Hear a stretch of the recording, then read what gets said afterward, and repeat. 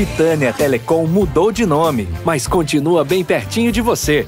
Agora, pode chamar a gente de amigo. Acesse sejaamigo.com.br e conheça os planos. Amigo, viva conexões reais. Olá, amigos! Sejam muito bem-vindos a mais uma entrevista aqui no Repórter MT. Hoje nós vamos tratar de um assunto importante. Nós vamos falar sobre os impactos pós-Covid. Existe um estudo que aponta que o cérebro das pessoas que tiveram Covid sofreram um envelhecimento de cerca de 10 anos. Até que ponto isso é verdade? Até que ponto essa pesquisa feita ali na Europa faz sentido e é de fato real? Nós vamos tratar desse tema para nos ajudar nisso. Está aqui conosco nos nossos estúdios o neurologista Pedro de Miranda. Seja muito bem-vindo, doutor Pedro. Muito obrigado, Ana. Vamos tentar elucidar um pouco essa história aí. E que já deixa a gente bem assustado. Imagine como se a gente já não tivesse sentido todos os sintomas. Quem teve Covid sabe disso. Sim. Houve uma mudança no nosso organismo e ainda o nosso cérebro envelhece cerca de 10 anos. Nos explique isso, por favor. Bom, a gente já conversou um pouco aqui antes. Isso. Né? A gente teve uma ideia da Covid, logo no começo, que era uma infecção respiratória. Na verdade, o Covid ele tem a via de transmissão respiratória, mas o vírus ele circulou o corpo todo. Como ele circulou o corpo todo, pegou pele, se você tem manifestações de pele, fígado, rim, intestino, né, músculo, nervo periférico e cérebro. Né? O vírus entrou no cérebro. Uma das maiores provas que ele entrou no cérebro foi que principalmente aqueles primeiros pacientes da primeira onda do Covid, muita gente perdia o olfato. Né? Sim. Porque o vírus entrava pela narina, mas ele percorria o nervo olfatório, né, e ele entrava no bulbo olfatório, que faz parte da base anterior do cérebro. Né? Então, o vírus invadiu a base anterior do cérebro. Né? Um dos primeiros sintomas. Foi um dos primeiros sintomas. Né? Daquelas primeiras cepas do vírus, foi assim, né?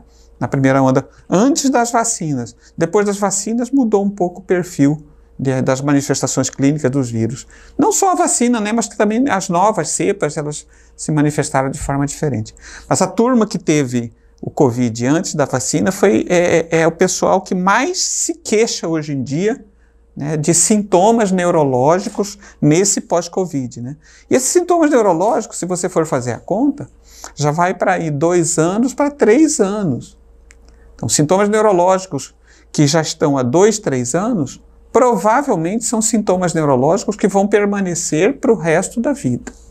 Esse envelhecimento cerebral de 10 anos. Eu acho que é uma forma que o repórter da BBC, eu acho que foi BBC de Londres, CNN, divulgou essa pesquisa. Material, e por isso a gente está conversando sobre isso. É uma forma dele tocar o indivíduo que vai ler a reportagem, né? Não é bem isso. Nos explique, por favor. Então, o Brasil teve grandes grupos de pesquisa, Rio, São Paulo, grandes universidades do Nordeste, do Sul do país, que também se envolveram nisso. Né? Então o Brasil também produziu uma parte dessas pesquisas que hoje em dia correm no mundo. A gente tem que dar o mérito ao Brasil. A gente tem mania de falar mal do Brasil, né? Mas o Brasil produz muita coisa boa também. O que aconteceu? Eles observaram que as pessoas que tiveram Covid, depois do Covid, não interessando se a pessoa teve gravemente enferma pelo Covid ou se foi um indivíduo que teve poucos sintomas, ou mesmo aqueles indivíduos que não tiveram sintomas nenhum, né, que são chamados oligossintomáticos ou assintomáticos. Até esses indivíduos estão apresentando essas queixas. A gente chama de queixas cognitivas. O que são queixas cognitivas? Elas afetam a memória, a capacidade de execução. O indivíduo trabalhava, produzia um tanto, agora ele está produzindo menos, porque ele não consegue mais produzir tanto. Falta de energia, alteração de sono, dor de cabeça. Mas o mais marcante é o que o paciente chama de perda de memória. Mas veja bem, não é uma perda de memória semelhante à da doença de Alzheimer, por exemplo. É diferente. Né? O indivíduo, ele sabe onde ele está, ele sabe coisas recentes, mas ele vai falar e não vem a palavra na boca. Exatamente. Então, é uma perda de memória verbal, de evocação verbal. Isso deu uma pista para os pesquisadores, junto com a perda de olfato, esse pessoal pensou, olha, isso é um sintoma desta região bem aqui do cérebro, a base frontal do cérebro. Quando você pega a imagem do cérebro, o cérebro é cheio de circunvoluções e sulcos. Aqui na base anterior do cérebro tem as circunvoluções da base do cérebro, né? Eventualmente, um desses indivíduos com queixa de memória sofreu um acidente, aconteceu alguma coisa, esse indivíduo veio a falecer. Esses pesquisadores pegaram o cérebro e tiraram um pedacinho dessa área e de outras áreas, especificamente dessa área, né? Quando ele botava na lâmina de microscópio, havia uma mudança na arquitetura das células. E parece que essa mudança é permanente, né? Então, esses indivíduos que tiveram Covid antes da vacinação, ou na primeira onda, algumas pesquisas mostram que 80% deles estão com esses defeitos cognitivos, que parece que vão ficar permanentes porque houve uma mudança estrutural no cérebro. Essa mudança a gente não consegue pegar, por exemplo, num exame, num eletroencefalograma, numa tomografia, ou mesmo numa ressonância magnética, que é um exame muito mais preciso. É porque essa mudança é a nível microscópico. É isso que aconteceu.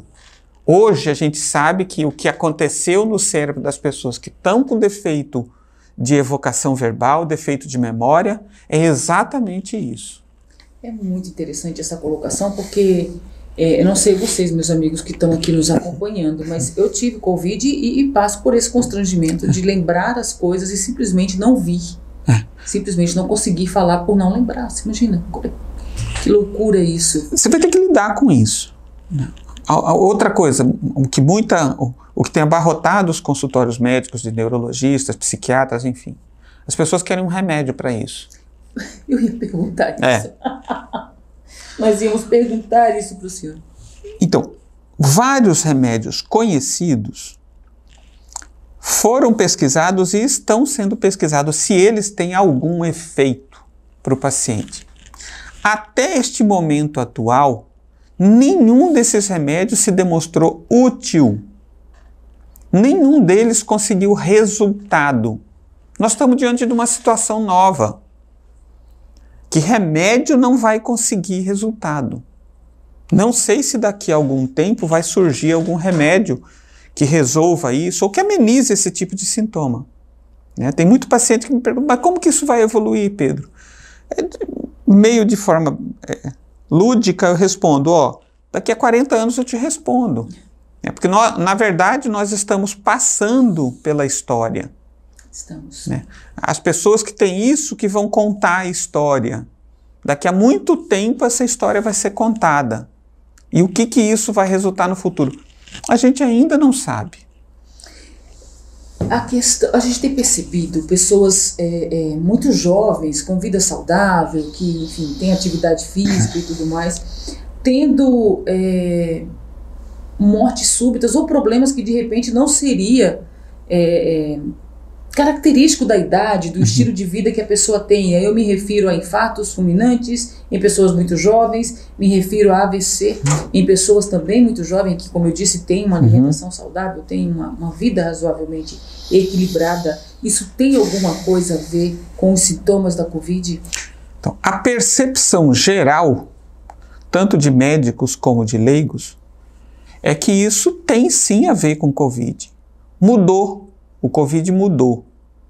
Logo que o Covid começou a ser tratado nas UTIs, mesmo antes de chegar no Brasil, os médicos de fora relatavam um estado de coagulação, hipercoagulabilidade. O sangue coagulava dentro dos vasos, o que causava trombose, infarto, AVC. E esses fenômenos têm a ver com a imunogenicidade, com a parte imunológica, como que seu corpo reage ao vírus. A vacina é feita a partir de partículas do vírus ou do DNA do vírus, e o DNA do vírus vai replicar dentro do seu corpo um pedaço do vírus, para que o seu sistema imunológico o reconheça e combata o vírus. Então a gente esperava que a vacina fosse trazer também fenômenos semelhantes ao vírus. E, ao que tudo indica, parece que isso aconteceu, né? Alguns fabricantes de vacinas alertaram também para um outro fenômeno, a chamada miocardite pós-vacina, né? E continua na bula dessas vacinas. É muito fácil você acessar a bula da vacina. Você entra no Google, digita o nome da vacina e pede a bula. Aparece a bula, é só você ler lá todas essas informações. Elas não são omitidas pelos fabricantes. Então a gente percebe sim que há um número maior. Grandes levantamentos estão sendo feitos. Isso também a gente vai falar para você. Daqui a pouco a gente fala para você o quanto que a vacina, o quanto que o vírus influenciou nesses tipos de eventos. Infarto, AVC, enfim. Eu ia perguntar justamente isso. Com relação ao funcionamento cerebral, as vacinas têm influência também, doutor Pedro? Foi comprovado alguma coisa nesse aspecto? Pois é, o que tem sido divulgado. Aqui a gente não vai falar o que Pedro acha. O Pedro tem uma responsabilidade aqui com a sua audiência, que é trazer o que a ciência tem publicado. E é o que nós queremos. A ciência tem publicado que aqueles indivíduos que tiveram Covid depois da vacina, né, depois de serem vacinados, esses eventos cognitivos são muito menos intensos ou não existem. Muita gente pode questionar, né, foi a vacina ou foram as cepas que mudaram? Isso a gente ainda não tem resposta, isso o tempo vai elucidar. Com relação às questões de circulação, a presença de coagulante, eu me lembro que eu mesmo, quando tive a Covid e outras pessoas, se receitava muito a questão de coagulantes, né? Anticoagulantes. Qual a necessidade disso e quais os danos também que a Covid pode ter causado nesse aspecto? Até para que as pessoas se cuidem. A coagulação, o estado de hipercoagulabilidade, ele acontece na fase aguda da infecção, né? E por alguns dias ou semanas após a infecção. Depois desse estado de hipercoagulabilidade, ele desaparece. Existe um marcador chamado dímero D, né, que foi o principal marcador utilizado nos laboratórios pelos médicos para identificar esse estado de hipercoagulabilidade. Esses indivíduos com dímero D elevado a partir de um certo número, né, eram dados medicamentos anticoagulantes injetáveis ou orais, né, por algum tempo até esse dímero D abaixar e você tinha segurança de poder retirar esse anticoagulante. Essa que foi a fase. Nós estamos vivendo uma fase um pouco diferente. Ainda tem Covid. Sim. Conversei com alguns colegas que trabalham muito em hospital, falaram, olha, semana passada atendi 3 casos de Covid ainda. Né? Então, eles ainda cuidam disso. Esses colegas que frequentam muito o hospital, têm muita mão nisso, porque viveram a parte aguda da pandemia e tudo mais. Então, eles sabem bem cuidar disso, né? Então, eles manejam isso super bem. Eu trabalho muito em consultório, eu pego mais isso que você me questionou, que são as sequelas crônicas. Aquelas coisas que permaneceram, que você fala assim, parece que eu vou ter que conviver com isso daqui para frente. Nós falávamos, o senhor até citou que a gente conversava um pouquinho antes dos nossos amigos chegarem aí do outro lado para nos acompanhar, e nós falávamos sobre a pessoa que ela já tinha um problema, né? Ela já estava adoecida, já tinha uma doença ali, já tinha uma coisa não funcionando muito bem no organismo. Com o advento da Covid, pegando essa doença, parece que aquilo piorou um pouco mais, né? E aí, eu quero perguntar para o senhor se os casos de depressão pioraram ou tem alguma coisa a ver também com a doença, com os danos e com essa mudança que ela faz e que o senhor já colocou para nós aqui no cérebro. Ela influencia, ela piora esse quadro ou ela traz à tona esse quadro, doutor Pedro? As manifestações cerebrais do Covid incluem manifestações neuropsiquiátricas, depressão, surto psicótico, mania, alterações de sono. Então, toda a gama de manifestações clínicas neurológicas, né, elas foram afetadas pelo Covid. Indivíduos que não tinham passaram a ter, indivíduos que tinham depressão pioraram a depressão. Existe muita teoria nova hoje que a depressão tem um componente inflamatório. Se o Covid entrou dentro do cérebro, ele causou inflamação cerebral. E provavelmente isso foi uma das causas que piorou a depressão do indivíduo. Fora a reclusão que nós sofremos, né? Todo mundo é obrigado a ser recluso, né? Você não se deprime porque você sai, você toma um sol, você anda na rua, você anda na natureza e tudo mais. Imagina indivíduos, famílias inteiras presas, às vezes, em apartamentos pequenos, dia após dia, após dia, após dia. É enlouquecedor isso, né? Então você teve os componentes, né, orgânicos do Covid, e você também tem uma repercussão, né, de todo o sofrimento social que cada indivíduo teve, né? Como que a gente pode, diante desse quadro, manter o ritmo que nós tínhamos antes da Covid? Eu vou te dar duas respostas. Uma resposta técnica, do que fazer para melhorar. E uma resposta humanitária. Precisamos das duas. Tecnicamente, como é que você faz para um cérebro trabalhar melhor? A neurologia, ela conhece bem isso. Tem duas coisas. Treinamento intelectual. Você treinar a sua função. Por exemplo, você tinha uma função, você declinou na sua capacidade de executar aquela função. Então você retreinar aquela função que você exercia. É como um músculo que atrofia e a gente tem que trabalhá-lo. Só que a neurologia, se você for na área de Alzheimer, Parkinson, doenças neurodegenerativas, todos são unânimes em falar que exercício físico é muito mais importante do que o exercício intelectual. Você constrói a intelectualidade, a cultura, a base neuronal orgânica para a criação da cultura é até os 28 anos. Depois você continua crescendo, claro. Por que você põe criança para estudar? Porque é aí que você faz ela ganhar conhecimento. Só que depois que a gente passa dessa idade, 28, 30, 40 anos, o que vai manter o seu cérebro saudável para você ter uma boa memória, uma boa capacidade de tudo, até intelectual, é exercício físico. As pessoas precisam se dedicar. Essa postura não é de Pedro. Essa postura é de todas as sociedades mundiais. O Brasil, interessantemente, a neurologia do Brasil hoje ocupa um lugar ímpar no mundo hoje em dia. A Sociedade de Cérebro Vascular é presidida por uma brasileira. A Sociedade de Distúrbio de Movimento e Doença de Parkinson é presidida por um brasileiro. E a Sociedade de Alzheimer também é presidida por um brasileiro. A Sociedade Mundial, que eu estou falando. Então, hoje a neurologia do Brasil desempenha um papel fundamental. E todos eles, eu já tive aula com todos eles são unânimes em falar. Olha, você precisa de exercício físico. Existem N razões para isso. Tá. Então você precisa treinar e fazer exercício físico.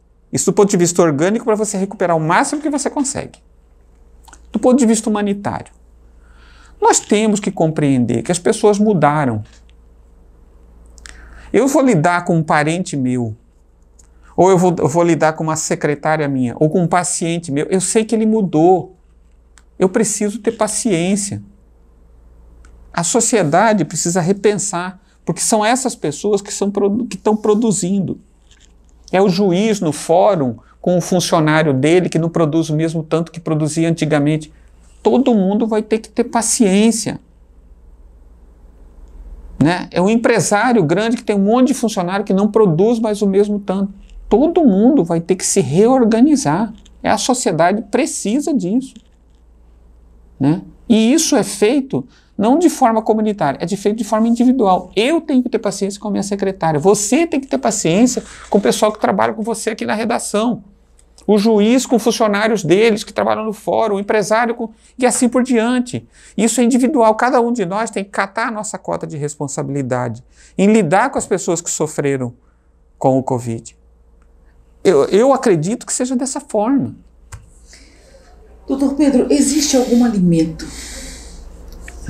O senhor falou de exercício físico, aí a gente já joga ali a saúde mesmo, e daí a gente lembra da questão da alimentação. Existe algum alimento que pode manter o nosso cérebro mais saudável, que pode contribuir para o bem-estar do nosso cérebro? Existem alimentos que você deve evitar. Alimentos não, consumos que você deve evitar. Né? Consumo de drogas. Hoje em dia a gente está aí com uma onda do canabidiol. Todo mundo quer saber do canabidiol. Que ele veio como uma droga milagrosa que serve para quase tudo. Ela serve? Não, claro que não, né? Isso aí, os gregos antigos chamavam de panaceia, né? Todas as panaceias que foram apresentadas para a humanidade se mostraram falsas. Claro que o canabidiol deve servir para uma coisa ou outra, né? Você falar para mim que a maconha não faz mal, faz mal. O problema jurídico, se ela vai ser criminalizada, descriminalizada, não é nosso assunto. Não tem nada a ver com isso. Mas, se falar para mim que consumir maconha faz bem, não. Você me perdoa, mas não faz. Você tem surto psicótico, você traz danos ao cérebro. Álcool. O brasileiro virou piada, né? Todo mundo faz piada, você caça essas piadas na internet, no Reels do Instagram, no Facebook, né? No fim da consulta, o paciente estrangeiro agradece o médico, o paciente brasileiro pergunta, doutor, eu posso beber? Né? Então, assim, houve uma situação, isso eu me permito. Álcool faz mal para o cérebro. Que o não álcool existe. É a solução para a guerra aí da Ucrânia com só que o álcool, Rússia, né? Não existe dose segura de álcool. Sim. Falando tecnicamente. Sim. Isso independe se eu sou contra ou a favor, não interessa, não existe dose segura de álcool para cérebro. Quem mais sofreu com a Covid, infelizmente, foi quem tinha mais peso. Quanto mais peso, mais o indivíduo sofria com a Covid. Parece que a obesidade é o fator inflamatório. A Covid é inflamatória. Juntou-se duas inflamações do mesmo indivíduo. Então, parece que esse foi o maior dos problemas. Então, tudo quanto é comida que vai te engordar, ou a comida não engorda por si só, ela engorda dependendo da quantidade que você come, né? E da qualidade da comida. Então, você deve fazer força para não ter obesidade. E se você tiver obesidade, deve fazer força para tratar. Né? Aqui não é uma questão de gordofobia, disso, daqui, é uma questão de saúde. Não é estética. Não tem nada a ver. Não é uma questão ideológica. Nós não estamos conversando nada sobre ideologia. Sim. É sobre saúde. Ficou aqui algumas dicas importantes. A gente realmente precisa ficar atento a algumas coisas e principalmente as mudanças. E principalmente, como o senhor tão bem colocou, ter paciência uns com os outros, porque tudo mudou. Nós mudamos também. O que não pode mudar é o seu compromisso conosco, viu? De o quê? De se inscrever no nosso canal e acionar o sininho para que você seja sempre notificado toda vez que a gente tiver um assunto interessante, um assunto bom aqui e que vai fazer muita diferença na nossa vida. Aqui você já sabe, a qualquer momento a gente volta com um novo assunto e também um novo entrevistado, minha gente. Portanto, até qualquer hora. Titânia Telecom mudou de nome, mas continua bem pertinho de você. Agora, pode chamar a gente de amigo. Acesse sejaamigo.com.br e conheça os planos. Amigo, viva conexões reais.